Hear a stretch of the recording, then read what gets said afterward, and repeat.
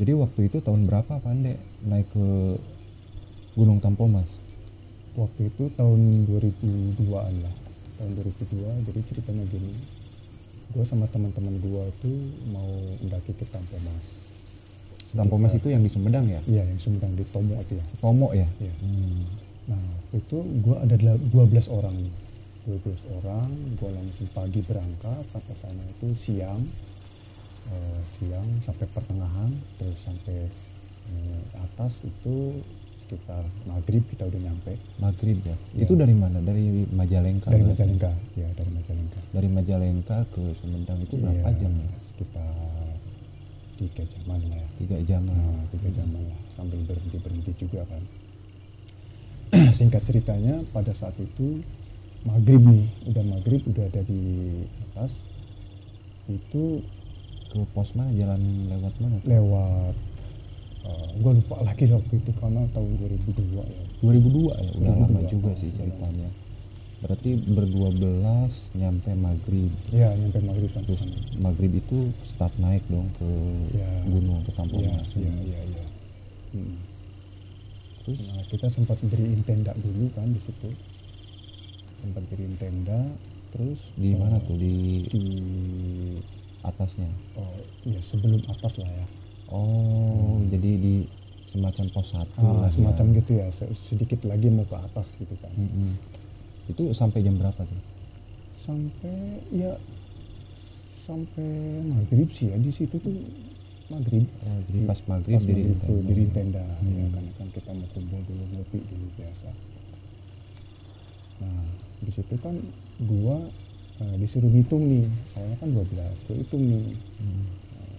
1, 2, 3, 4, 5. Orang-orangnya gua liatin, ada kumpul biasa ambil ngopi ya. 1, 2, 3, 4, 5, 6, 7, 8, 9, 10, 12, 13. Padahal 12. Nah, gua bingung. Jadi berangkatnya itu cuma 12 orang. Iya, betul. Terus pas lu ngitung kok ada 13? Kok ada 13? Lu nggak ngelihat orangnya siapa, masa ada nambah 1 atau Iya, mungkin penumpang? gue juga nggak ngerti ya, gue juga bingung.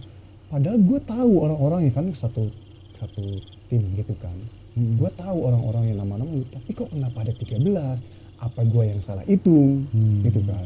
Terus lu hitung lagi dong. Gue hitung lagi, tepatnya 13. Nah, kan semakin panik tuh. Nah, tapi ada satu orang yang udah expert di bidang hiking gitu kan, namanya Mamat Selamat.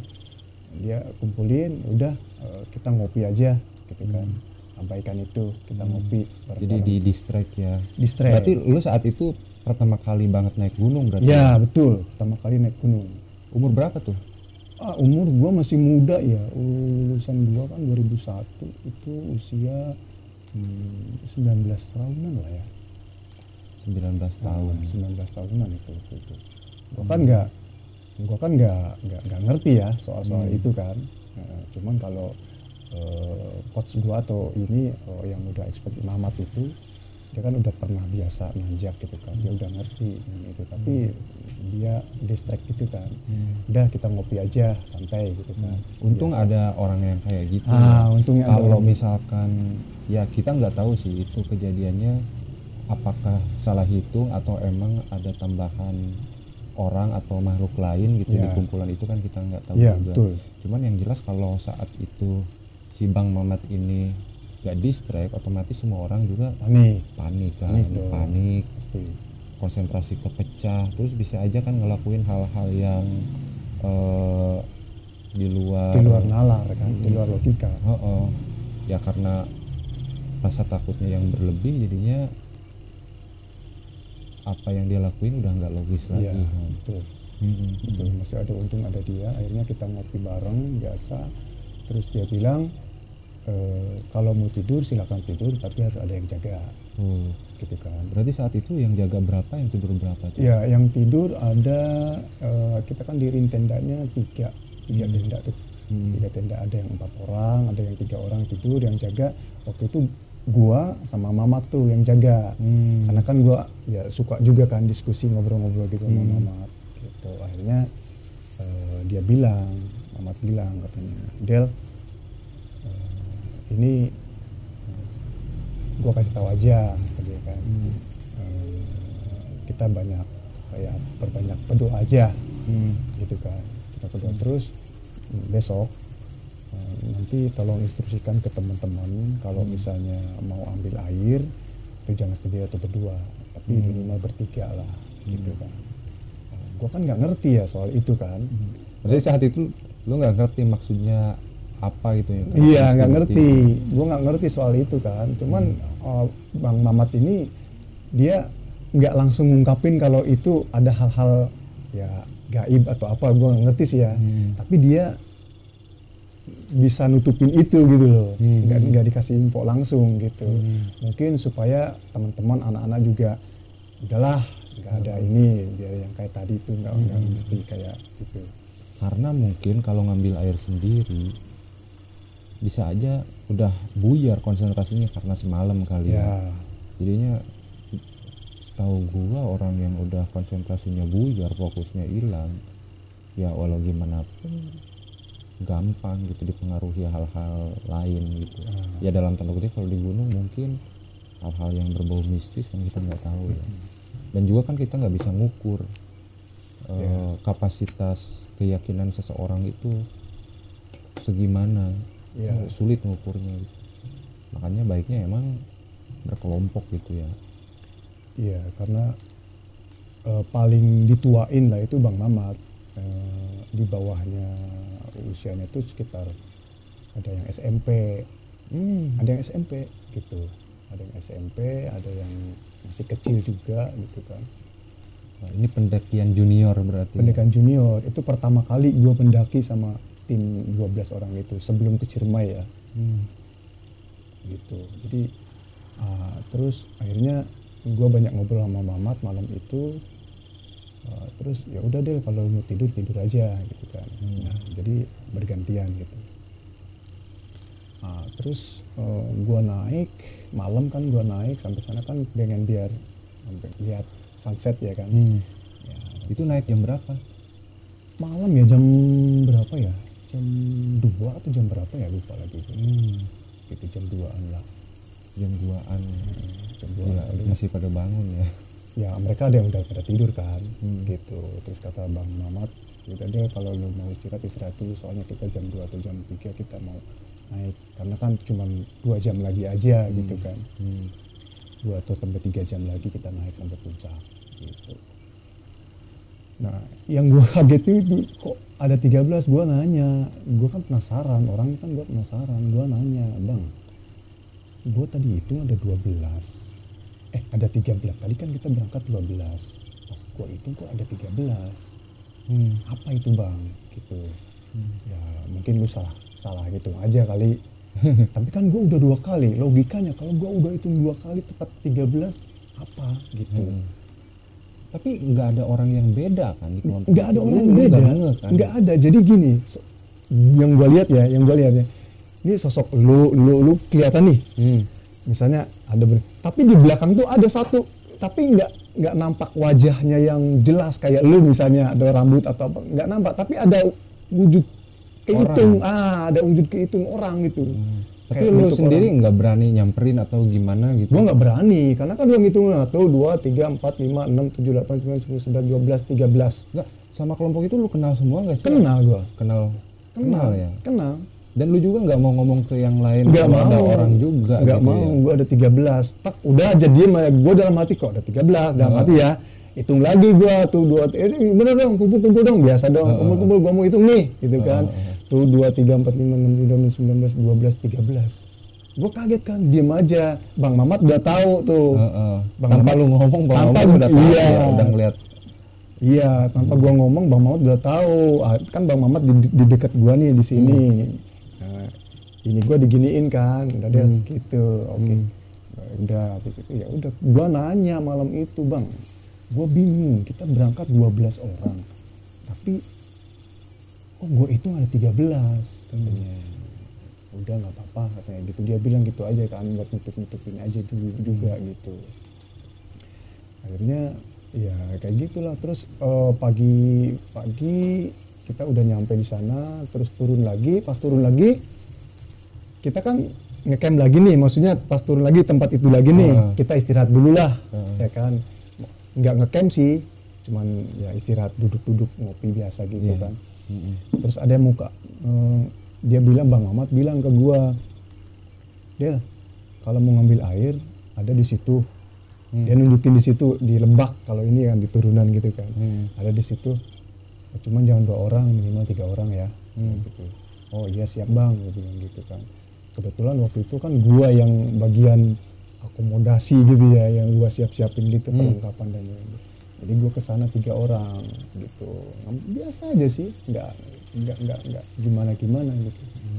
Karena mungkin 3 orang, menurut gua sih kalau 3 orang mungkin kalau misalnya ada apa-apa itu terjadi, masih bisa lah, 1 orang bisa lari, 1 orang bisa apa gitu misalnya ya. Tapi kalau 2 orang, 1 ada terjadi apa-apa, yang satunya bingung mau nungguin ini atau dia lari atau jangan-jangan pingsan atau hilangan kesadaran, kan kita nggak tahu. Nah, gua kan nggak tahu, makanya. Tapi kebanyakan kasus orang hilang itu kayak gitu sih. Iya, mungkin ya. Mungkin ya, cuman karena mungkin dia jalan ngambil air atau ngelihat sesuatu itu sendiri. Ya. Mending kalau misalkan dia secara keyakinannya udah penuh gitu ya. Kalau enggak kan dia mungkin aja dia kehilangan kesadaran atau kendali pikiran dia hilang. Terus dia jalan-jalan kemana hilang. Tapi itu masih anak-anak, maksudnya masih SMP, mungkin kepemikiran ke sana masih belum bisa, makanya harus ada yang koordinir ya. Gitu. Tapi kalau dulu sih emang anak SMP juga boleh-boleh aja naik gunung karena belum ada larangan kan. Jadi apa namanya? Karena kayaknya di situ juga dulu belum ada pengelolanya kan ya. Belum ada waktu itu, memang ada di pos paling pertama kan, istilahnya pos pendaftaran gitu kan. Hati-hati Bang, ini jalannya ke sini ya, ini aja jalan kerikil ke sini ya, oke lah. Cuman tunjukin gitu aja. Trek pendakiannya doang. Ya, trek pendakiannya doang. Oke, siap. Hitung dulu ada 12 orang. Oke, kita berangkat. Gitu. Nah, terus pas pulang habis minum makan atau apa, ada cerita lucunya, ada 2 orang teman yang masih kecil, masih SMP. Itu kena cikungunya gitu. Iya, kena cikungunya. Gue sempat bingung kan, ini kenapa nggak bisa jalan, nggak bisa gerak. Itu, tapi kena cikungunya dalam semalam. Dalam semalam. Iya. Dan dia nggak bisa apa-apa. Nggak bisa apa-apa. Sampai gua kata Bang Mamat, Del, tolong bikinin tanduk. Gua bikinin tanduk seadanya aja kan. Bikin tanduk, 2 tanduk gua bikin gitu. Ada 2 orang yang kena cikungunya. Nggak bisa jalan sama sekali. Gue bingung apa ini. Nggak, ini cikungunya karena kena nyamuk ya. Ya kena nyamuk. Tapi emang nggak bisa jalan. Gue pikir ada apa gitu, ada hal-hal yang negatif lagi gitu kan. Ternyata udah. Tapi itu cukup disimpan dalam hati aja kan. Cukup disimpan dalam hati. Gue nggak bisa ngomong sama yang lain. Tapi gue nggak tahu juga sih cikungunya emang bisa langsung digigit langsung cikungunya apa gimana? Gue nggak ngerti juga kayaknya. Gue nggak ngerti juga. Kayaknya harusnya ada proses juga sih. Kecuali kalau misalkan dia hipotermi misalkan kayak gitu ya, itu kan langsung efeknya langsung. Ya, tapi gue malam-malam sama Bang Mamat ngobrol soal mistis gitu ya. Ya gue agak sedikit ya begitu gitu kan. Karena dia memang pengalaman kan di bidang dia tuh. Jadi katanya banyak berdoa aja, memang ya namanya juga alam terbuka ya kan. Pasti mungkin ada hal-hal gaib semacam itu. Gitu. Jadi dari pengalaman lu naik Gunung Tampomas ini kayaknya bisa nambah apa ya, nambah kumpulan experience naik gunung yang agak dalam tanda kutip aneh lah ya. Iya. Agak bingung juga ya kenapa bisa jadi 13. Iya, gue bingung. Padahal bener loh, gue hitung ada 12. Gue dari awal ada 12. Bang Mamat juga tahu. Pas gue hitung pas ngecamp gitu, ada 13. Jadi kan kumpul di belakang atau di belakang gitu. Pas gue hitung 12, ada satu sosok di belakangnya itu kelihatan wujudnya tapi nggak kelihatan mukanya, nggak kelihatan, ada aja gitu. Entah bayangan bukan kayak bayangan, ada aja gitu kan. Jadi 13 kehitung gitu. Gua kaget kan di situ. Gila, kok ada 13, tadi 12, siapa ini? Gitu. Gunung Tampomas. Sekarang kalau kemarin baru aja kejadian kan di Gunung Tampomas, katanya ada 2 orang pendaki yang meninggal. Oh gitu. Tapi Masih itu muda. tapi itu katanya karena hipotermi sih. Detailnya sih gua nggak tahu, tapi yang jelas emang ditemukan meninggal aja. Dan lucunya itu juga katanya masih SMP. Iya. Berarti dia juga ngedakinya itu ya bisa dikatakan tanpa izin kali ya. Mungkin. Katanya bertiga ngedakinya, apa berdua doang sih gua nggak tahu.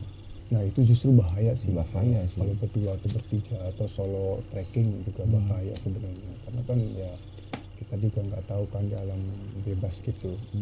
Gue sih bukannya menganggap orang lain yang solo trekking itu nggak kompeten atau gimana ya. Cuman kan kita nggak bisa ngukur sekomplit apa dan setinggi apa keyakinan kita, sebulat apa keyakinan kita gitu kan. Ya yang namanya manusia kan naik turun lah keyakinan, keimanannya gitu kan. Ya kalau lu udah tahu kondisi diri lu yang mau solo hiking itu udah oke semuanya, udah mulai dari keyakinan, perlengkapan dan lain sebagainya juga, ya terutama spiritual sih yang paling penting sih, yang paling banyak orang seakan-akan diabaikan gitu. Iya, karena itu jangan dianggap sepele sih ya soal itu ya, karena kan kita beda gitu, udah beda ruang itu. Ya menurut itu spiritual itu sepenting apa buat orang-orang yang ya naik gunung gitu. Karena kan kita banyak ngeliat gitu, banyak juga orang yang naik gunung itu seakan-akan itu sok-sokan nantangin gitu. Ya ada lah sebagian yang kita lihat ya mungkin dia ngerasa jago atau kayak gimana karena dia baru pertama ke situ, di atas berisiknya terlalu berlebihan. Terus ada juga yang bawa musik, itu yang gue bingung sih, maksudnya sebenarnya sih kayak adab sih ya, kayak adab kita bertamu ke rumah ya, kayaknya kayak adab gitu. Jadi mau itu kita sama orang mau sama yang lain, kita ada adabnya. Ya kan kita permisi dulu atau apa dulu, mungkin salah satunya itu adab itu. Jadi karena mungkin teman-teman atau yang lain nggak punya adab permisi atau apa, jadi merasa si tuan rumah, lu siapa sih gitu, lu kok songong banget gitu kan, datang ke sini nggak permisi ya bukannya kita harus permisi sama sesuatu hal yang nggak kita lihat ya, tapi seenggaknya kita dalam hati minimal kan alam juga hidup gitu maksudnya. Apa salahnya sih kita kasih salam atau kita permisi buat main di situ atau itu kan maksudnya kayaknya nggak salah lah. Apalagi itu kan hubungan antar makhluk gitu. Ya, meskipun mindset kita nggak ke makhluk gaib ya, ke tumbuhan atau kayak gini itu juga sama-sama makhluk, saling menghargai kan. Iya, kayaknya kesadaran kayak gitu yang emang jarang orang-orang pikirkan sebelum dia naik gunung. Yang mana rata-rata harus kejadian dulu baru dia sadar terus nggak mau naik lagi. Ya karena si saling menghargai kan. Jadi si tuan rumah juga merasa dihargai, ya welcome, silahkan, selamat datang kan gitu, karena dia dihargai sama kita. Ya kita pun hargai tumbuhan dan lain-lain gitu kan. Kecuali kalau tuan rumahnya juga tuan rumah yang songong misalkan gitu ya, itu beda lagi lah. Ya lu pilih-pilih juga. Ya gimana ya, kayaknya bagi gua semua orang itu kayak semacam punya kepekaan alami buat ngerasain hal-hal kayak gitu. Maksudnya sebenarnya kalau kita fokus terhadap batin kita sendiri, kayaknya kalau ada sesuatu hal yang mungkin nantinya kurang baik, kadang-kadang batin kita itu ngasih tahu dengan sinyal sendirinya. Kayak ada sinyal. semacam sinyal kayak gitu. Misalkan lu pas naik lu nggak enak hati atau kayak gimana, itu mungkin. bisa jadi satu pertanda gitu. Makanya bukannya lu nggak boleh naik nerusin gitu ya, tapi seenggaknya lu punya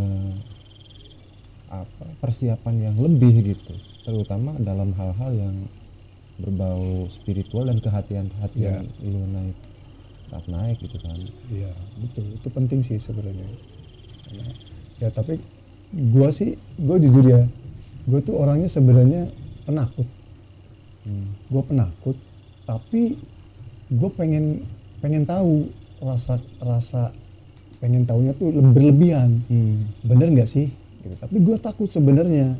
Nah gitu. Tapi kalau mungkin udah dibuktikan, oh memang bener ada. Nah itu gue jadi ngerasa defend gitu. Jadi aduh, iya ya ternyata ada gitu ya. Jadi tapi gue pengen gitu, pengen apa namanya ya rasa takut itu dihilangin gitu, karena dengan kepercayaan oh iya ada gitu kan. Ya sebenarnya gue juga kalau misalnya bertiga atau berempat agak sedikit was-was gitu kalau untuk naik gunung ya, tapi buat camping gitu sih nggak masalah. Tapi kalau untuk naik lagi ke puncak atau ke gunung, kalau untuk bertiga atau berempat, gue pikir masih berpikir dulu lah, masih berpikir ke depannya. Agak dilematis ya, maksudnya kalau kan ada orang yang memang dia takut tapi pengen, ada juga orang yang naik itu pede berlebihan. Ya. Kalau misalkan takut tapi pengen, itu kita bisa akalin sama jumlah. Ya jumlah Jadi orang ya, jumlah orang yang mau ikut mau naik itu kita tambah. Kalau orang-orangnya takut tapi pengen gitu. Tapi yang agak memusingkannya itu orang yang terlalu over pede. Dari over pede itu dia sok pede, itu tuh kan cuma ada dua. Jadi orang yang tahu diri dan jadi orang yang nggak tahu diri. Tahu diri. Kalau tahu diri ya mungkin dia bisa handle dirinya sendiri sampai dia balik lagi. Tapi kalau misalkan jadi orang yang nggak tahu diri, bisa-bisa jadi dia hilang. Iya karena hilang, celaka atau ya kita nggak tahu. Iya karena kan. Dan itu malah menghebohkan tim SAR ya. Iya, bikin panik yang lain kan gitu karena kepedean dia. Gitu. Justru malah yang kayak gitu malah menurut gua sih ya malah diuji gitu. Diuji dengan alamnya gitu. Karena terlalu pedenya itu ya udah gua kasih ujian nih dengan alam itu sendiri kan gitu. Diuji dengan cara berbagai macam cara alam itu mengujinya dong, entah itu dengan cara ada badai, entah itu dengan cara ada salah jalan atau apa mistis dan lain-lain. Itu menurut gua sih orang yang kayak gitu ya pasti ada diuji seperti itu karena over pede ya supaya dia ngerti gini ini loh ternyata gitu loh. Jadi tolonglah over pedenya itu sedikit diturunin lah gitu, atau dilaluin gitu, atau karena memang dia merasa pede berat gitu kan, akhirnya ya udah dan dia bisa kembali lagi ya bagus, berarti dia udah melalui itu dong, ya kan gitu. Nah, kayaknya ini bisa jadi apa namanya gambaran juga ya buat para pendaki lain yang mau ke Tampomas. Cukup banyak kejadian juga yang terjadi di Gunung Tampomas, dan pasti setiap gunung itu dia punya cerita mistis tersendiri. Betul. Ya jadi ya lu harus persiapannya penuh. Ya menurut gue sih ya itu tadi ya kita punya adab lah. Menurut gue sih kita punya adab, mau kemana-mana pun kalau kita punya adab ya dengan cara kalau muslim ya salam, atau kalau yang ini ya minta izin, mau ini punya itulah secara lah. Kalau kita udah seperti itu kan tuan rumah juga ya silakan apa gitu. Menurut gue sih gitu sih, yang paling penting sih adabnya. Selain pembekalan, selain itu ya persiapan fisik ya betul, jadi biologis, psikologis, sosial dan spiritualnya juga lu harus siap. Itu penting banget. Oke. Thank you Ande. Sip oke. siap. Thank you udah share pengalamannya. Oke. Semoga jadi gambaran buat teman-teman kita yang Siap. lain yang mau ngedaki ya. Oke. Oke. Oke, thank you.